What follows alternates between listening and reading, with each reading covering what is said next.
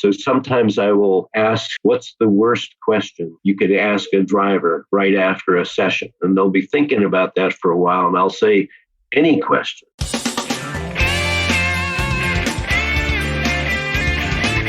Welcome to the Your Data Driven podcast.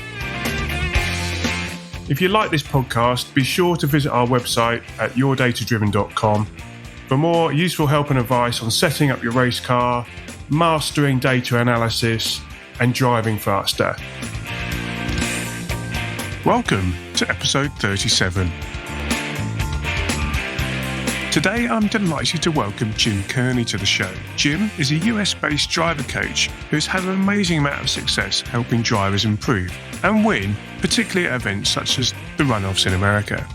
If you're not sure what a driver coach can offer you, or want to learn Jim's secret sauce top tip that any driver can use to improve, then this show is for you. It was a fascinating conversation with Jim, and I'm sure you'll get a lot out of it. So, as always, grab a pen, grab a coffee, sit back, and let's enjoy what Jim has to say.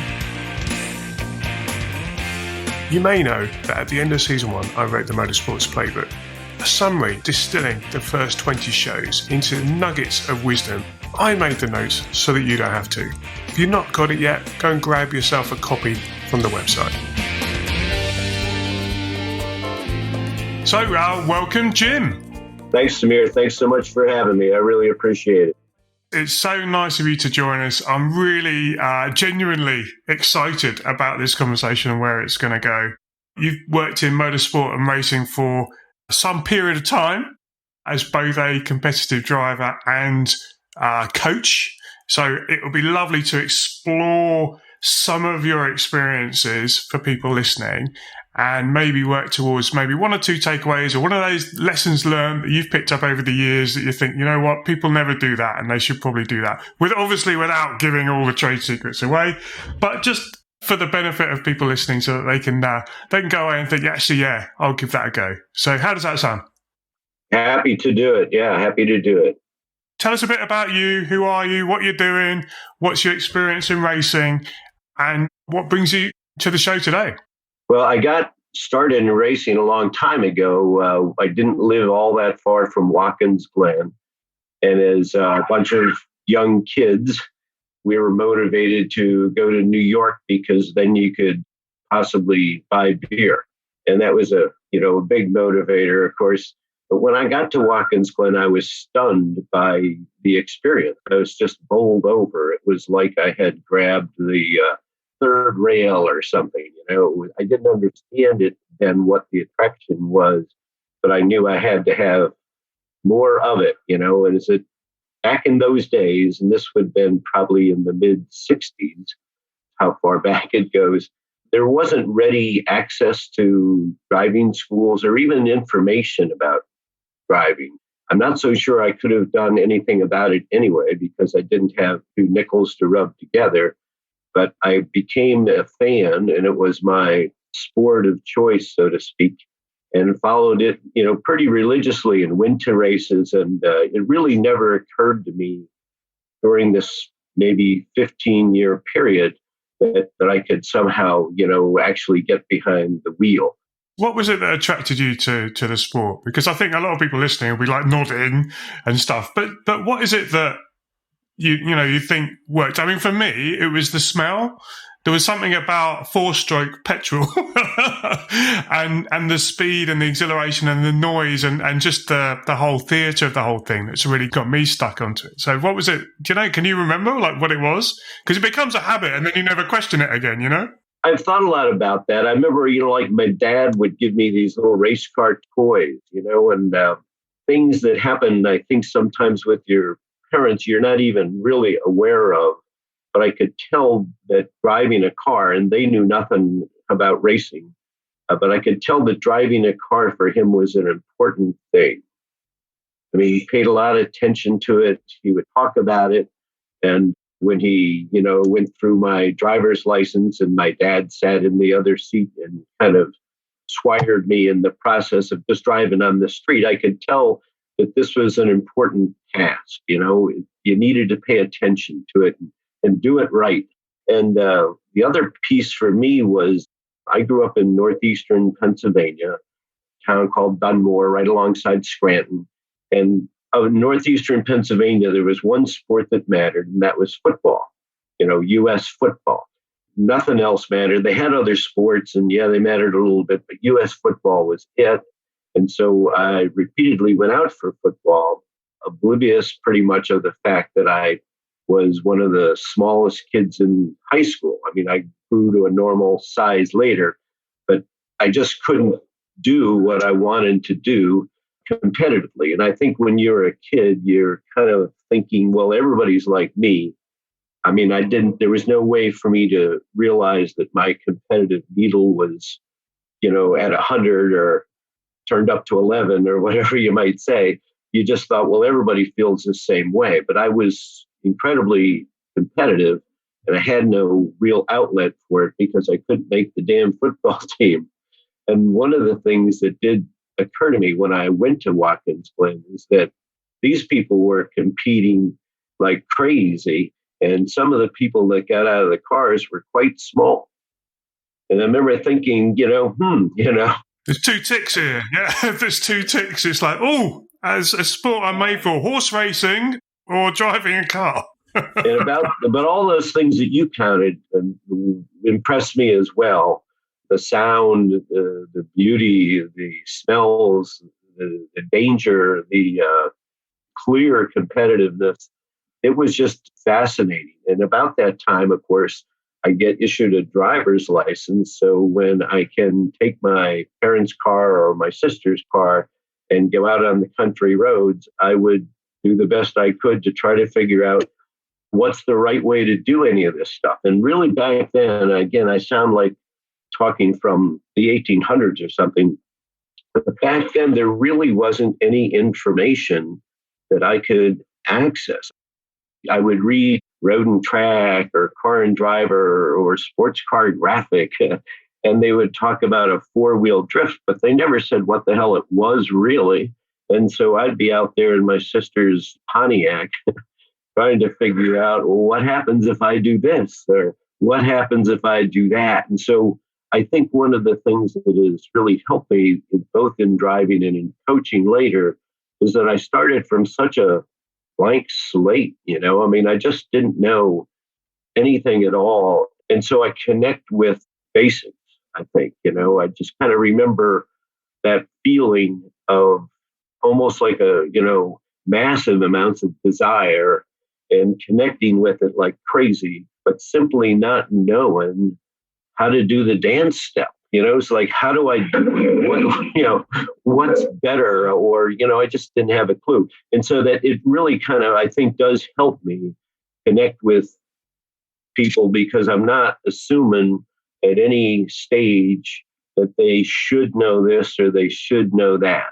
There's something about motorsport and this attitude towards it's this kind of macho thing, like gladiatorial thing, like who trains the gladiator type thing. It's that, they work it out for themselves.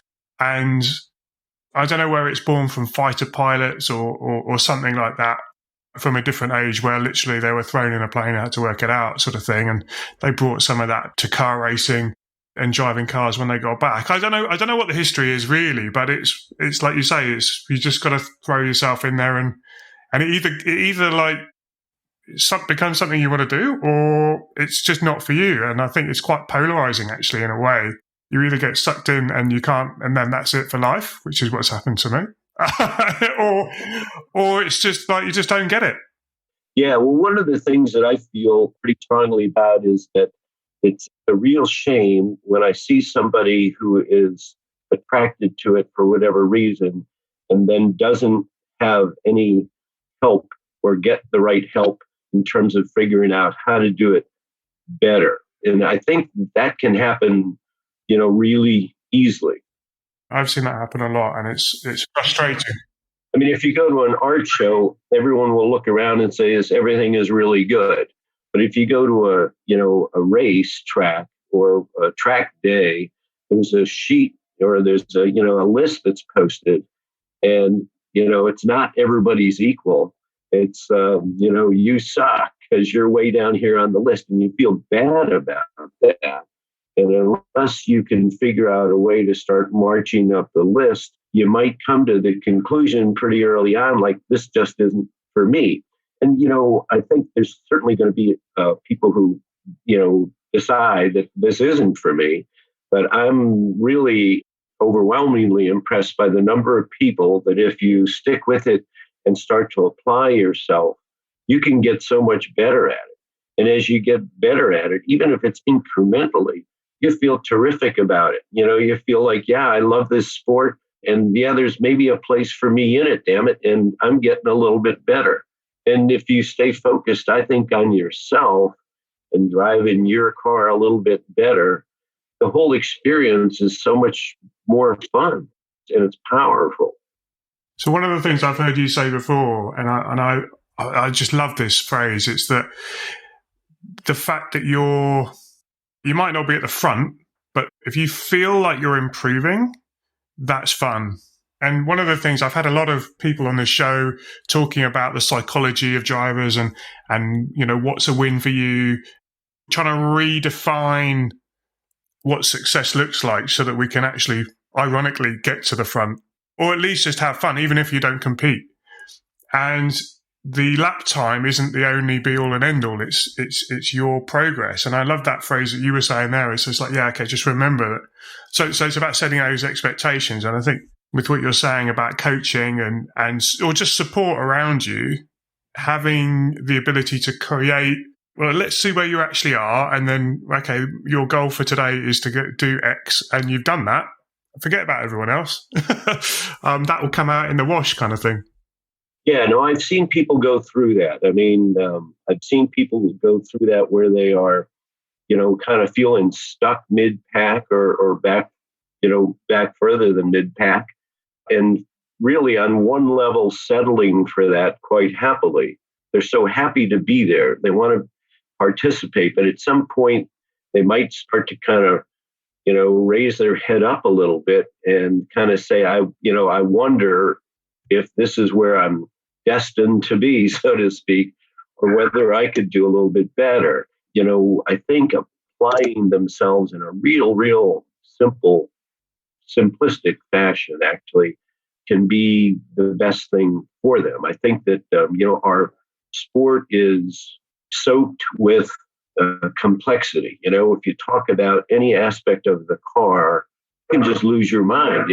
Everything is a rabbit hole, shocks and tires and, chassis and, it goes on. And you think like, well, I need to go back and become an engineer before I can even run another lap. As an engineer, it's still completely terrifying. It's like when you scratch the surface a little bit and you go, right, okay, I think I've got a bit better understanding. And then you're off down another little rabbit hole and you're just like, oh, that's really hard. The cars are incredibly complicated, but driving them a little bit better isn't complicated, which is not to say it's easy. But I find if I take an actual whiteboard and hand it to the guy or the gal and say, write down 3 things that you want to do this session. Your words, you pick. And then after the session, in addition to doing the track map, which is the cornerstone of everything that I do, at some point when we're done with our conversation, they look at the whiteboard, and it's really, really basic. And by asking them to write down these 3 things, it frees them, I think, from obsessively running this list, this to-do list that the left brain has. I have to do these 47 things right. I want to do these 47 things right. But if they think like, okay, 3, I can do 3, it just puts them in a different frame of mind. And I think that, the driver going out on track, you had mentioned the word feeling supported. To me, that's the absolute key. If the driver thinks like, well, okay, person is here helping me some, and we've got a plan, and the plan is not something that's mystifying to me. He asked me to write down 3 things and I'm doing them. And I'm going to go out there and try to enjoy myself. And I think that that's the other key. I worked with this great young gal. She's not quite so young now, but still pretty young, Megan Gilks, who went on to the W Series. And we just, because she was so young, she was 16 when I started working with her, and she was small. And I remember thinking, gosh, how can I assure her? Turns out she didn't really need a lot of that, but we kind of did this routine anyway. The first thing I would do is I'd stand in front of her, the nose of her Formula V before she'd go on track, and I'd wiggle my fingers. And that was the reminder to keep her hands soft. Because if your hands are soft, then your arms are more likely to be supple. That means your imports can be smooth instead of ratchet. The other thing I'd do is I would point towards the sky. And that was that I wanted her to feel like a kid on Christmas morning. Every time she gets in the car about to go out, I wanted her to feel like she was a kid waking up on Christmas morning thinking, wow, this is going to be great. This is so wonderful that I get to do this. And I can remember myself, going through long periods where I would be pissed off at myself. I would be, just pushing myself so hard, dissatisfied with my performance, angry out of, stupidity. And it was just all of these thoughts are not conducive to a good performance. And so kind of getting that connection back to, this is great that I'm able to do this. And then finally release the left brain to-do list and think like just one thing to do now, which is to go out there and perform. Simple, simple, simple. I love it. So let's roll back. You mentioned your racing because you haven't just been a coach. So tell us a bit more about your career in the sport. Well, when I finally started to do something kind of actually driving competitively, what led to that was I had bought a secondhand Lotus Europa and drove it on these back roads in the area where I ended up living most of my life, Lancaster, Pennsylvania. Saw an article in the newspaper, oddly enough, about a giant section of the county that had no police enforcement other than state police once a month would roll through these townships. I couldn't believe it. So I remember posting that on my wall, and I went and worked out a 13.2 mile loop that I would run. And, I tried to not to be a complete idiot about it. And it's kids don't try this at home because clearly it wasn't an advisable thing to do. But I would just run the car and I would hang a stopwatch around my neck. So if I ever got in trouble, I was completely screwed. And racing, because the pedals were small, but I would just try things, and I didn't crash the car, which is kind of amazing in retrospect. And about that time, Bill Scott Racing had a solo one spool, and you could do that for $50. So I remember thinking, well, even I have $50, and went there, and it went amazingly well. I just felt at home. I felt at ease. I got some instruction from a Bill Scott Racing instructor, Nicky Kozlov, who was racing Formula Fords and Nationals. So he was a godlike figure to me. And he was pleasantly impressed with my driving. And all of this was just it was like a movie scene for me, to actually be there with other, drivers. And some of them had real race cars and driver suits and that kind of stuff. And to me, it was I just wanted to drive the car. It was like an unbridled thirst, It's like pictures of guys crawling across the desert looking for water or something. I just wanted to drive the car so much. At the end of the day, there was this a little mini keg party. You could do that back then. 50 people having a beer or two. And I remember seeing, Bill Scott walking by. And I remember kind of thinking wow, that guy is actually a race driver. He's actually a race driver. And he was walking through the crowd, and he came over to me and he shook my hand. And he said, it would be a shame if you didn't race. And I don't remember what I said. I probably said homina, homina, but it was staggering to me. It was just like an otherworldly type of experience. And I got back in touch with him, and knocked him down a few dollars on his driving school, and I went to his driving school, and that had kind of a similar feel to it. It just felt like I had almost a natural aptitude for it. But I think in retrospect, all these years when I was trying to figure out, I was going to races and watching these people, whenever I'd get an opportunity to drive anybody's car, I would go off into these, different areas and drive through, logging roads or country roads, or I was always trying to just kind of figure stuff out. So I think when I finally got back, I had actually maybe I had my 10,000 hours in and I didn't realize it, but that connected me with racing, and I ended up, renting a Formula Ford. It was the only Formula Ford race I ever drove in my life, and finished 4th out of 44. And then I got a bill after that, of course, and I realized, well, this is not something I can continue with. So I ended up buying an old Formula V, and that was in many ways good, but now I was preparing my own car. And I knew nothing. I was like the woman who gets home from the hospital with her first baby. I knew nothing. And it took me a number of years to kind of sort that through. But I gradually did start to, figure out car carrying and feeding.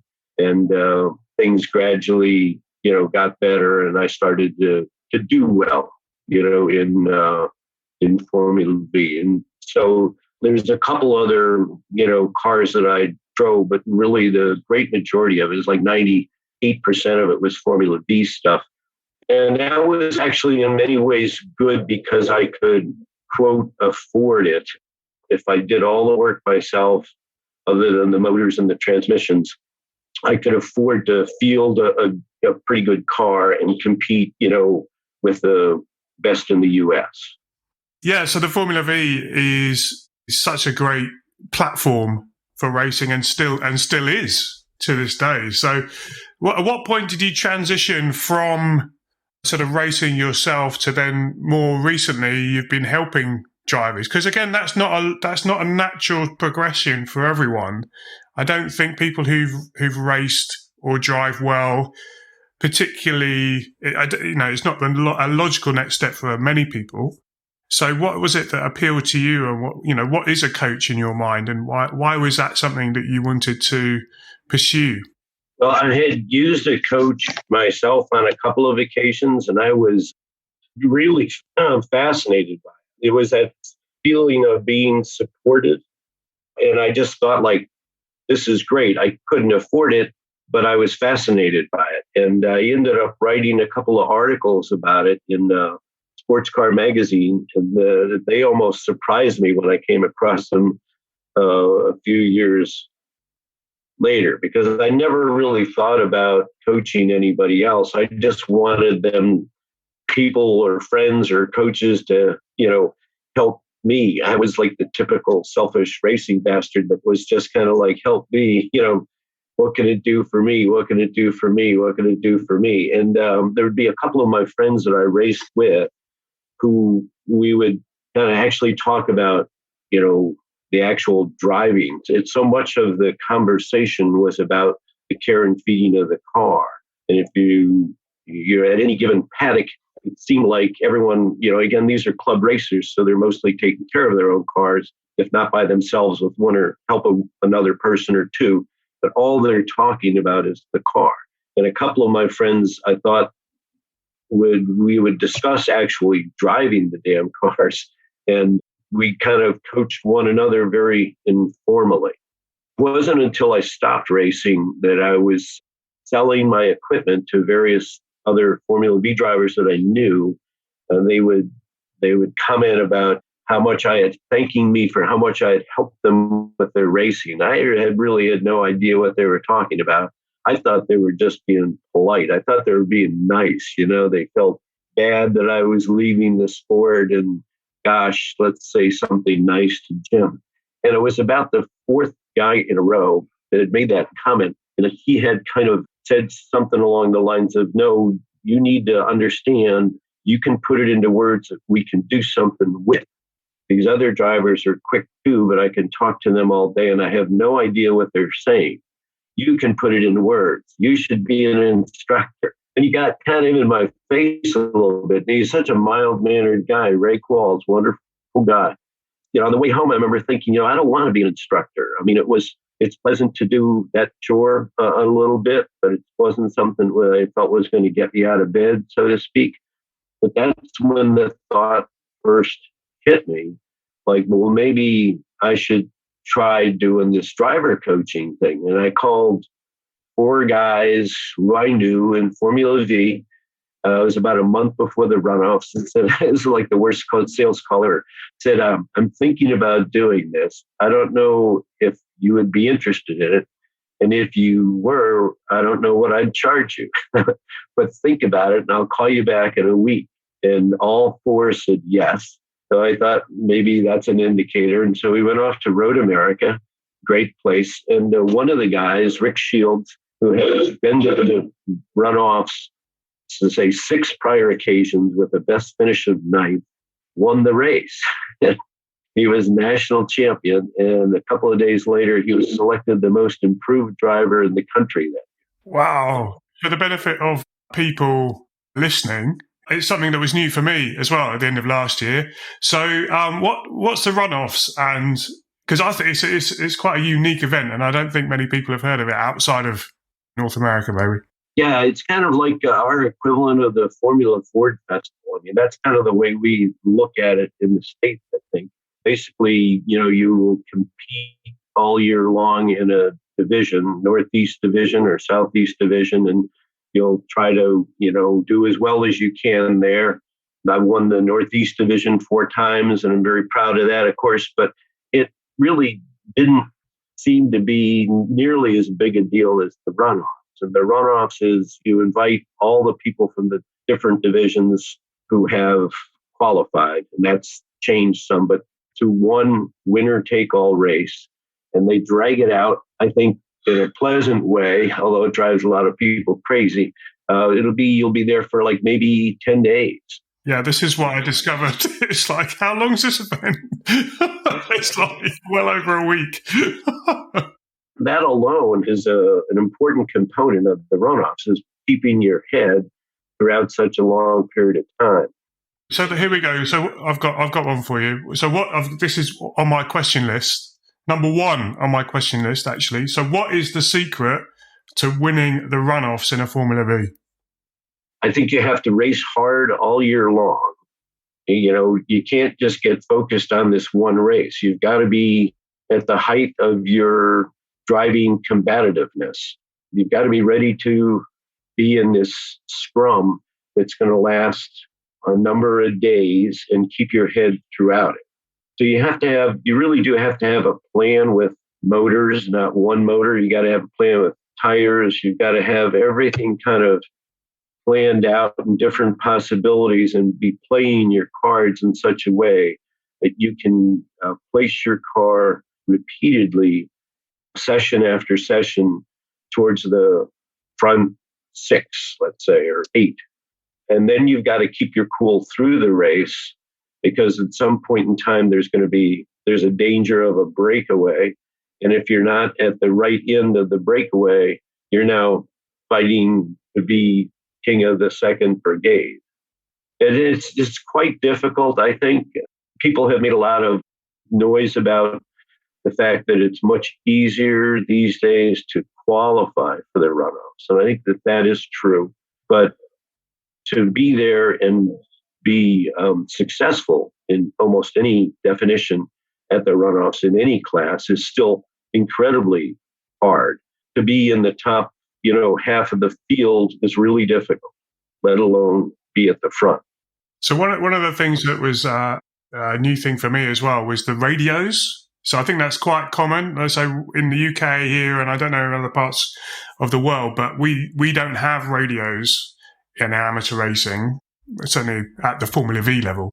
What I thought was fascinating was you've got spotters and you've got people talking to each other, and even your teammates could effectively talk to each other in the race on the video. So you can work out your own team tactics actually during an event. And I was just like, this is quite something else. There's a whole new dimension. So is that, I mean, what's your thoughts on that? Is that something that sort of has always been there, or it's come in and, it adds to the event? I think you'll find that there's probably been like bar fights about this, about what's the right way to do it and what's the wrong way to do it. And I was always considered myself extremely fortunate if I had somebody, giving me a lap count as opposed to talking to me a lot. It was, that's kind of the way that I grew up with it. So I would say most of the time that I was racing in my first, 10 years, there was no radio at all. And so maybe that makes me view the radios differently because that's what I came up with. Now, they can be a huge help in a number of different ways. But again, I tend to look at them again as simply as possible. I don't like to do a lot of talking on the radio to drivers, and I didn't like being talked to a lot either. But I've seen people go both ways on that. And I think it's one of those things that one of the things I've felt like I've learned through coaching is that everybody is different. Everybody is dramatically different. And it's, sometimes I jokingly say it's amazing that we're all considered the same species. We're just so dramatically different in what we want. And what I want in a race car is kind of like almost like a Kimmy thing, it's just like, leave me alone. I know what I'm doing. It's really more a matter of I feel like I'm busy that I need to focus on that. But I have found on both ends of it that a little bit of information can be hugely helpful. What I have found with drivers that a fellow once asked me, he was having problems with a slow turn 7 at Road Atlanta. Because it's a slow turn, and sometimes it's difficult for the drivers to discern how they're doing. In a fast turn, you kind of think like, gosh, I think I nearly, I saw Jesus there on exit, so I must be doing it okay. But on a slow turn, you have no idea, right? And so I went down there, and on the way down there, I was trying to figure out what's the best approach. And I came up with an approach that, again, it's simple as can be, and I've stayed with. I said, if I see a good segment, I'm going to say the word good. If during the session you do a segment that's better than that, I'm going to say better. And if during the session you do to date the best segment, I'm going to say best. So it's good, better, best. That's all they need to hear in my mind as they exit a turn, at the end of the, track out, for example. And it's sometimes amazing to them how an approach that or a segment that they ran felt slow to them was actually best on the watch. Talking of the sort of what everyone's different, talking of that kind of idea, the other thing that came to my mind was the role of data. And you've obviously seen that come in through your career. So where does data fit in terms of your coaching? How do you use it? Do you use it? Is it something that you find adds value or doesn't add value as a distraction? What's your thoughts on using data to try and help drivers? It's not my go-to place in terms of the traditional use of the word data. What I will do in every session, I'm out at a turn that we consider important. Oftentimes, I'll just ask the driver, where do you want me? I do have a deep feeling that drivers kind of have a sense of what they need, but they don't know how to do something about it. So they'll select a turn, I'll go to it, and I will do segment times with a handheld stopwatch, but I will also connect with, say, a couple of other drivers in the class. Maybe it's somebody that they feel that they should be running as well as, or maybe it's the top drivers. But after each session, after they do the track map, we have a conversation about that. When we get to that corner, I can show them exactly, because my watch allows me to record it afterwards and write down the numbers and show them, okay, here's what, the top guy in the class was running. Here's what you are running. And I found that to be, it sounds incredibly, basic, but I found that to be of incredible value to drivers. Sometimes they will be impressed by how close they are in some turns, and sometimes they can see clearly exactly how far off they are. As both of those pieces of information, incredibly practical and incredibly, I think, useful to them. And in follow-up sessions, they can get closer and they can see exactly how much closer they're getting. I think your point there is really important in the sense of, even if you're not that, no slower than the fast guy, that's actually reassuring as well. So you don't get into a situation where the driver could be overdriving or such like. So the data can be used to help you find opportunities, but equally to help you reassure yourself that, you're basically getting the maximum out of the car right now in this area. The focus possibly needs to be somewhere else. So, yeah, it's interesting. So do you use loggers or anything like that?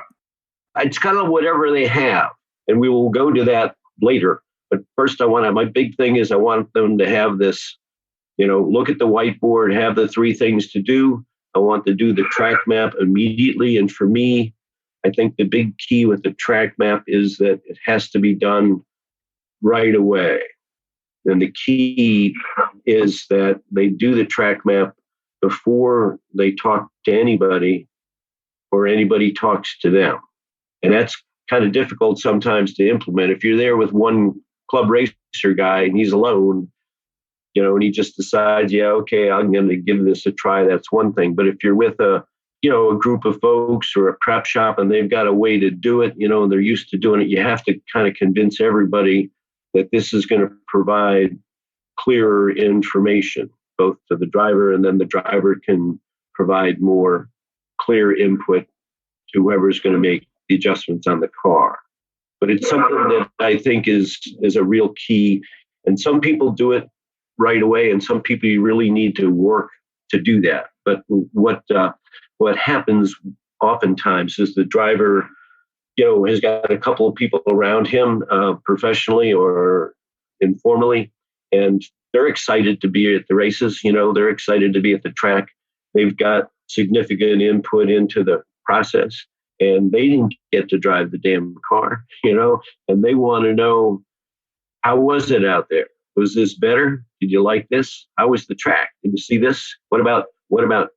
And so I think the brain automatically switches gears from remembering things clearly to, this person is asking me a question and I need to kind of adjust. It happens so quickly, but you're adjusting your thoughts to what does this other person want, need, or what's their level of, expertise and all that kind of stuff. And I think that it's a huge interference with the process. And I likened it to, if you wake up in the morning and you have a crazy dream, you might be able, if you're interested, you might be able to kind of work it back a page or two. But if your wife comes in and turns on the lights and says, good morning, there's not a trace of that dream left. It's vanished. I tell people I'm not smart enough to know neurologically if this is the same thing that's happening, but I do know from doing this myself when I raced that unless I did it right away, I didn't retain it nearly as well. But rather I would find myself guessing, or even worse, trying to, you find yourself kind of making stuff up. And that's really not good. So sometimes I will ask a group or a couple of folks that are helping with the car, I'll ask them, what's the worst question you could ask a driver right after a session? And they'll be thinking about that for a while. And I'll say, any question. He's got to have that moment, or she, but it's got to be immediate. Well, there's two things to that. And it sort of leads back to what you said earlier about preparation for the session as well. So if you've got some objectives for your session, so imagine you don't do anything. What ends up happening is you go out and you drive around in a circle and you have fun and you come back in and you don't really know which way's up, and it's all kind of interesting. But then if you go into it with a bit more proactive, saying like, what are my 3 goals for the session, which is your tip here from before, and then you've got that time to reflect. So I can't remember who it was, but we had someone else on the show and they were saying the way in which I work with the drivers is basically the session. You might have come into the pits, but the session is not over until you've done your feedback session and you filled your track map. And I don't know if they actually give it to them in the car when they're still sat and belted in, here's a pen, here's a piece of paper, write down your notes before you've even had a chance to talk to anyone. Now, in practical terms, that's not always possible, but that's the kind of idea that they're trying to do. It's like your session hasn't finished. You might be in the pits, but your session hasn't finished until you've written everything down that's in your head. And, from your own stimulation and not from necessarily having questions asked. If you do have help, again, there are different ways of doing that. So people can take you through a prompt, what was the one corner that was holding you back kind of thing. And that does tend to unlock the mind a little bit. But I think you're really right in saying you want to get that raw feeling and emotion without any confusion. I mean, sometimes you might feel something with the car, and I had a situation recently with the brakes, and he came in and it was like, these brakes are they're doing something unusual. And then you start getting chatting to people about it, and then they're like, oh no, the brake's fine. And so then you're like, so as a driver, that's kind of undermines your confidence and all that sort of stuff. So you just got to think through it in terms of the feedback and the questioning so that you get that stuff captured down so that, well, if it was real in your head, then it was real. Yeah, see, I agree with that strongly. I've had situations where people will start to tell the driver that wasn't what was happening. Or I've had experiences with drivers who have had prior interactions with people who probably meant to be helpful, but basically were kind of shutting them down and denying what they were saying. And if the driver feels something was happening, even if he's wrong, it's got to be addressed because that's what he feels is happening. And the next time the car is out there running around, it's not going to be somebody in the paddock whose ass is at risk. It's that person who's driving the car. And that's got to be addressed. So I think the big deal is I give them, it doesn't need to be a perfect track map, but I'll, number it, here's the session, and as soon as they can do it, they just take a pen and just go around the damn track map and just puke down some thoughts. A big piece of this, I think, is that you establish trust between yourself and the driver. The driver is never going to say something that he's going to feel is silly. Don't worry about vocabulary. You can say anything, and I'm not going to repeat that to anybody. You're not going to be made fun of in any way. I can remember being in these situations where I would get out of the car and not be able to, have great difficulty trying to assess what was happening. I tell people sometimes it's like, the drunk who fell down the staircase and somebody at the bottom is saying, okay, tell us which steps you bounced off of. He doesn't know that. All he knows is that he's at the bottom. And sometimes the driver feels that way. And rather than them making anything up, I want them to be able to say, I think it's doing something, and maybe they can't articulate it perfectly, but that's something that we'll work towards. What tips have you got for drivers to give that kind of feedback if they are unsure? Because maybe they feel as if they need to translate it in kind of engineering terms and this language like understeer and oversteer and all that sort of stuff. What would you say to them if they're unsure about what's going on? How would you help them to articulate what they're feeling with some confidence? Yeah, well, it gets gradually better as the driver develops a sense of trust that this, one-on-one interaction in private. I think that's important too, that it be in private. So there's not somebody looming over their shoulders, making a judgment on their, ability to articulate something, because it gets better over time. And I think that that's an important piece for the driver to understand, that the first time they do a track map, it may be difficult for them, and it will be difficult for them, and that drivers will get better at each time they do it. I think that one of the big pluses of doing the track map on a routine, and routine is telling you, this is the only thing I'm going to bust your chops about. I'm going to give you this clipboard. I'm going to give you this clipboard every damn time.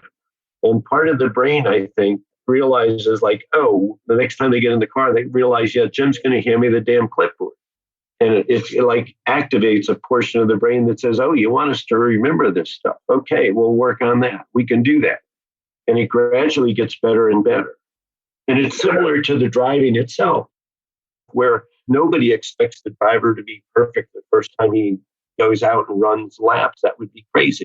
Well, nobody should expect the driver to be able to talk about all this stuff the first time he's trying to do it. But as you get, more experienced at it, and if you trust that you're not going to be made fun of, then there's like, okay, we're all in this together and we're trying to work this out, and I'm going to remember different pieces, and it's going to come to me a little bit at a time.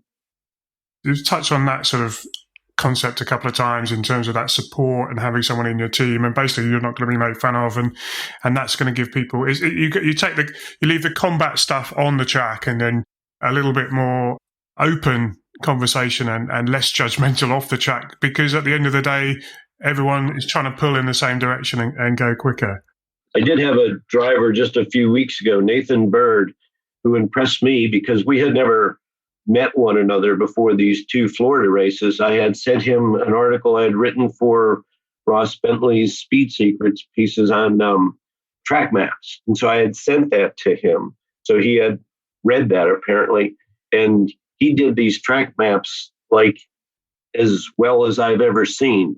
And on one occasion, after finishing well at Sebring, he won his class. He sprinted back from impound to get to my van to get the clipboard out. And by the time I got to him, he was back at the car, and he had the clipboard sitting on the nose of this F1000 car. He was doing his track map while everybody else was buzzing around talking about, the race. And I remember he said to me, I don't want to forget anything. I thought, like, God, I tell you, you're warming my heart, man. This is exactly what I am shooting for. He didn't care about talking to people afterwards. He wanted to download his brain. And every single time before he got in the car to go out for another session, he would ask for the clipboard and look at the track map that he and I had gone over. And he would do the track map relentlessly, and I wouldn't say anything. And then when he was finished with the track map, I would say, take me around, and he would talk me through.